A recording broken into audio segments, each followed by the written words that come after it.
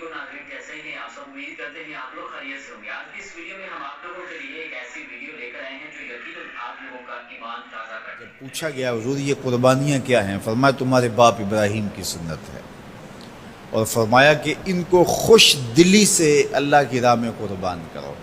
قیامت کے دن یہ اپنے بالوں کے ساتھ، اپنے سینگوں کے ساتھ اور اپنے کھروں کے ساتھ آئیں گے، اور یہ بھی ارشاد فرمایا کہ کل پل صراط پر یہ سواریاں بن کے تمہیں پل صراط سے پار لگائیں گے۔ اور جب قربانی کے لیے کوئی شخص جانور خوش دلی کے ساتھ رضائے الہی کے حصول کے لیے ذبح کرتا ہے تو اس جانور کا خون زمین پر گرنے سے قبل یہ عمل قبول کر لیا جاتا ہے۔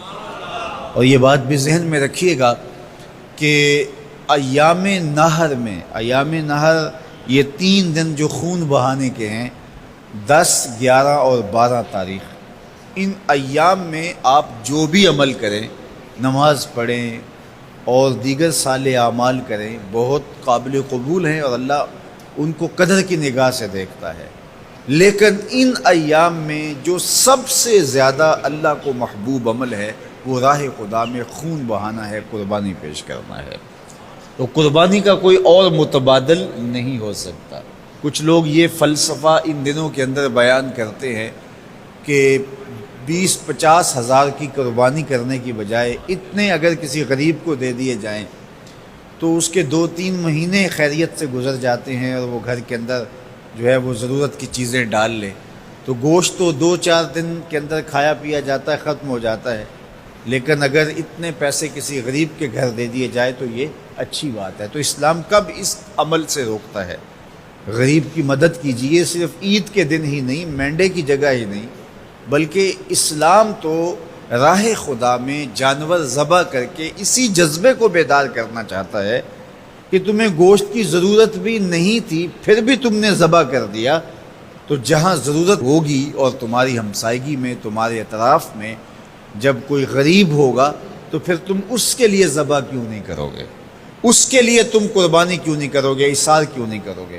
یہاں تو پھر بھی ہم گوشت خود کھا لیتے ہیں یا غرباء میں بانٹ دیتے ہیں، لیکن منا کی وادی میں جہاں لاکھوں قربانیاں پیش کی جاتی ہیں وہاں تو جانور کاٹ کے اس کو ذبح کر کے بس چھوڑ دیا، اس کے گوشت سے غرض ہی نہیں ہوتی۔ زیادہ تر حجاج ایسے ہوتے ہیں جن کو یہ بتا دیا جاتا ہے کہ تمہاری قربانی کر دی گئی ہے، اور وہ فون کال کے انتظار میں یا حکومت وقت کی جانب سے دیے گئے وقت کے بعد حلق کروا دیتے ہیں۔ تو انہوں نے نہ اپنا جانور دیکھا ہوتا ہے، نہ اس کو ذبح ہوتے دیکھتے ہیں، تو صرف انہیں ٹائم بتلا دیا جاتا ہے یا ان کو کال کر دی جاتی ہے تو یہ ان کے لیے کافی ہوتا ہے۔ تو وہاں تو گوشت کھانا بھی مقصود نہیں، تو صرف اللہ کی رضا کے لیے جانور ذبح کرنا۔ تو جب رضائے الہی کے لیے جانور ذبح کرنے کا جذبہ پیدا کر کے تمہیں راہ خدا میں خرچ کرنے کی ترغیب دی جاتی ہے تو پھر تم پورا سال خرچ کرو گے، تمہارے لیے کوئی مشکل اور کوئی مشقت نہیں ہوگی۔ لیکن اگر تم جو ہے وہ اس جذبہ خیر سے نور حاصل نہیں کرو گے تو پھر تمہیں یہ دولت نصیب نہیں ہوگی۔ تو سب سے افضل عمل ان 3 ایام کے اندر جو بتایا گیا وہ یہی ہے کہ راہ خدا کے اندر خون بہانا ہے۔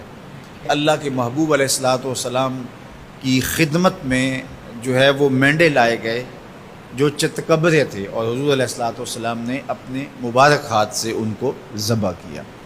تو عید قرباں یہ ایثار کی عید ہے، یہ قربانی کی عید ہے، اور اسلام ہمیں قربانی سکھاتا ہے۔ اسلام لمحہ لمحہ قربانی ہے، ایک ایک ساعت اسلام قربانی کا نام ہے، اور ہمیں درس سے